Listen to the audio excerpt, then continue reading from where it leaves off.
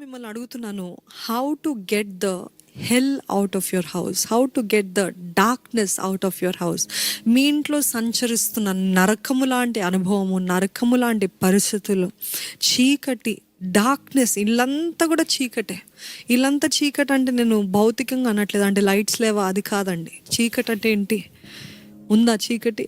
ఎంతమంది చెప్తారు మా ఇంట్లో ఏంటి నష్టమే, కష్టమే, ఎప్పుడు చూసిన గొడవలే, ఎప్పుడు చూసిన కేకలే, అరుపులే, తాగుడే, స్మోకింగే, పొర్నోగ్రఫీయే, సినిమాలే, ఇదంతా కూడా డార్క్నెస్కి సాదృశ్యం, చీకటికి సాదృశ్యం.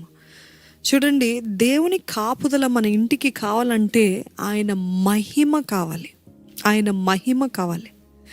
దేవుని మహిమ ఉందా? The glory of the lord will act as a defence అంట, చీకటి రాకుండా. The glory of the lord, దేవుని మహిమ ఎలాగ పనిచేస్తుందంట? ఒక పోరాడుతుందంట, ఏ చీకటి రాకుండా అడ్డగిస్తుందంట.